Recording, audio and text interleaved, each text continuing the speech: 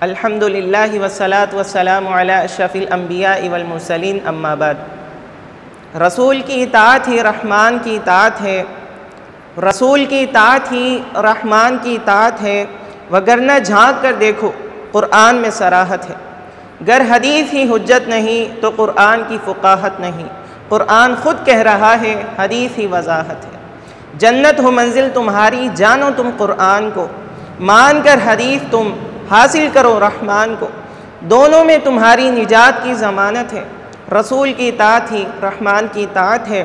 عزیز سامعین و ناظرین، السلام علیکم ورحمۃ اللہ وبرکاتہ۔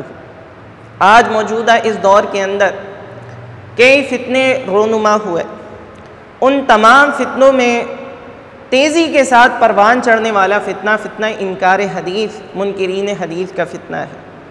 جو پیارے پیغمبر صلی اللہ علیہ وسلم کے فرامین کو، آپ علیہ السلام کی احادیث کو عقل کے میزان میں تول کر رد کر دیتے ہیں، انکار کر دیتے ہیں۔ یاد رکھیے اللہ تعالیٰ قرآن مجید میں فرماتا ہے یا ایھا الذین آمنوا اطیعوا اللہ واطیعوا الرسول ولا تبطلوا اعمالکم۔ ایک دوسرے مقام پر اللہ فرماتا ہے من یطع الرسول فقد اطاع اللہ، کہ جس نے رسول کی اطاعت کی گویا کہ اس نے اللہ تعالیٰ کی اطاعت کی۔ اور ایک تیسرے مقام پر اللہ فرماتا ہے ان کنتم تحبون اللہ فاتبعونی، کہ اگر تم اللہ تعالیٰ سے محبت کرنا چاہتے ہو فاتبعونی، تو پیغمبر علیہ السلام اپنی امت کو بتا دیجئے کہ میری اتباع کرو، میری پیروی کرو۔ معلوم ہوا کہ قرآن مجید میں ہمیں اللہ تعالیٰ نے اپنے نبی کے حکم کا تابع بنایا ہے، متبع بنایا ہے، پابند بنایا ہے۔ اسی لیے اللہ کے نبی علیہ السلام کی فرمانبرداری اللہ کی فرمانبرداری ہے۔ آپ کے حکم سے، آپ کی احادیث سے روگردانی کرنا در حقیقت قرآن مجید سے انحراف کرنا ہے، قرآن مجید کا انکار کرنا ہے۔ اللہ کے نبی علیہ السلام کی بات ثابت ہو جائے، آپ علیہ السلام کا فرمان ثابت ہو جائے، ہمارا ایمان یہ ہے کہ اب ہم نے سر تسلیم خم کرنا ہے، ہر حال میں اسے جو ہے ماننا ہے۔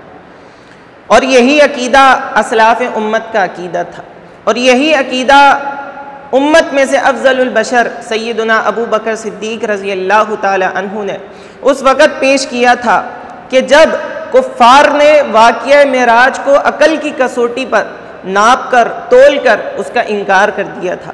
اس وقت یہ کائنات کے عظیم شخص امت میں سے جناب سیدنا ابو بکر صدیق رضی اللہ تعالی عنہ نے اس واقعے کی تصدیق فرما کر اس کا اقرار کر کر یہ بتایا، یہ ثابت کیا کہ نبی علیہ السلام کی ہر بات کو تسلیم کرنا واجب ہے، چاہے ہماری عقل تسلیم کرے یا نہ کرے۔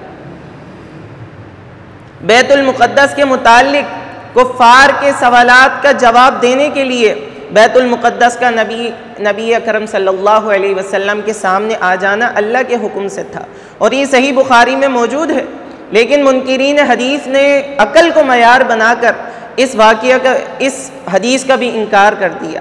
اب ان سے کوئی پوچھے کہ سلیمان علیہ السلام کے بارے میں آپ کیا کہیں گے، کہ جن کا واقعہ اللہ نے قرآن میں بیان فرمایا ہے کہ جب انہوں نے ملکہ سبا کے تخت کے متعلق پوچھا کہ وہ تخت کون لا کر دے گا، تو اللہ نے کیا، تو ایک شخص کھڑا ہوا، صاحب علم شخص تھا، اس نے کہا انا آتیک بہ قبل ان یرتد الیک طرفک، اے سلیمان علیہ السلام میں آپ کے پلک جھپکنے سے پہلے اس تخت کو آپ کے سامنے حاضر کر دوں گا۔ تو وہ اللہ تو قادر ہے، وہ اللہ تو خالق ہے، وہ اللہ تو مالک ہے، وہ اللہ تمام مخلوقات کو پیدا کرنے والا ہے، وہ اس بات پر کیوں قدرت نہیں رکھ سکتا کہ بیت المقدس کو مکہ میں اپنے نبی کی آنکھوں کے سامنے لا دے۔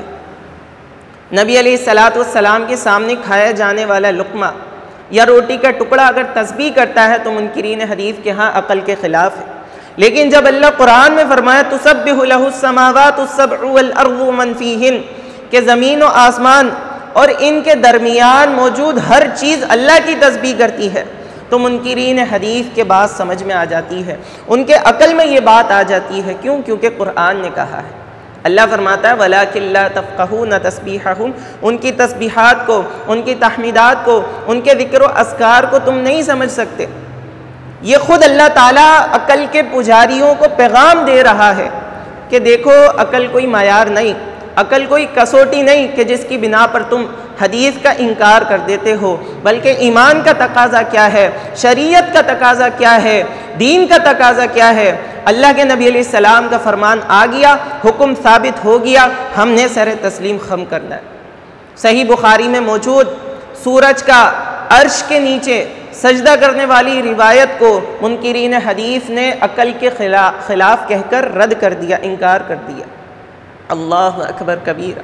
ذرا ان سے پوچھئے کہ سورۃ الرحمن کی کیا تم نے وہ آیت نہیں پڑھی، وَالنَّجْمُ وَالشَّجَرُ يَسْجُدَانِ، کہ یہ ستارے اور درخت اللہ کو سجدہ کرتے ہیں۔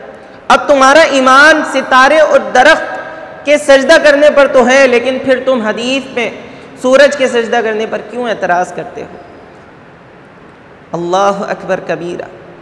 سلیمان علیہ السلام کا ایک رات میں اپنی 100 بیویوں کے پاس جانا، چکر لگانا اور ان سے اپنی حاجت کو پورا کرنا، یہ تمہارے عقل کے خلاف ہے، تم اسے تسلیم نہیں کرتے۔ لیکن جب سلیمان علیہ السلام کے حوالے سے اللہ قرآن میں فرمائے وَلِسُلَيْمَانَ الرِّيحَ غُدُوُّهَا شَهْرٌ وَرَوَاحُهَا شَهْرٌ، سلیمان علیہ السلام کے لیے ہوا کا تابع ہو جانا اور صبح کے وقت میں، شام کے وقت میں 1 مہینے کی مسافت کے برابر فاصلہ طے کر لینا، یہ تمہاری عقل میں کیسے آ گیا؟ یہ تمہیں کیسے سمجھ میں آ گئی بات؟ اللہ کے نبی علیہ السلام کے سامنے اگر کوئی کھجور کا تنا یا کوئی ڈنڈا روتا ہے، سسکیاں بھرتا ہے، یا کوئی جانور اونٹ ہو وہ اپنے آنسو بہاتا ہے، اشک بار ہوتا ہے، تو تم اسے تسلیم نہیں کرتے، کہتے ہو کہ عقل کے خلاف ہے اور رد کر دیتے ہو حدیث کا۔ لیکن اللہ اکبر، اللہ تعالیٰ قرآن مجید میں جب فرمائے یا جبال اوبی معہ والطیر، اے پہاڑ اور پرندے داؤد علیہ السلام کے ساتھ تسبیح کرو، تو پہاڑوں کا اور پرندوں کا تسبیح کرنا تمہاری سمجھ میں آ جاتا ہے۔ یہ تمہاری باتوں میں تضاد کیوں ہے کہ قرآن مجید کے اندر جو واقعات بیان ہوئے ہیں ان پر تو تم ایمان رکھتے ہو، اور اسی کے مترادف اسی جیسے واقعات جب احادیث کے اندر مذکور ہوں تو تم ان کا عقل کے خلاف کہہ کر انکار کر دیتے ہو، رد کر دیتے ہو۔ آپ لوگ اپنی باتوں میں کیوں اتنا تضاد پیدا کرتے ہو؟ تو خلاصہ کیا ہے کہ حدیث واجب الاتباع ہے، بالکل اسی طرح جس طرح قرآن واجب الاتباع ہے۔ حدیث بھی واجب العمل ہے، بالکل اسی طرح جس طرح قرآن واجب العمل ہے۔ حدیث حجت ہے، بالکل اسی طرح جس طرح قرآن حجت ہے۔ حدیث کا انکار قرآن کا انکار ہے۔ حدیث کو تسلیم نہ کرنا در حقیقت قرآن کی آیات، قرآن کے مفہوم اور قرآن کے خلاصے کو تسلیم نہ کرنا ہے۔ تو اللہ تعالیٰ سے دعا ہے کہ ہمیں صحیح معنوں میں قرآن اور حدیث کی اہمیت کو سمجھنے کی توفیق عطا فرمائے۔ وما علی الا البلاغ۔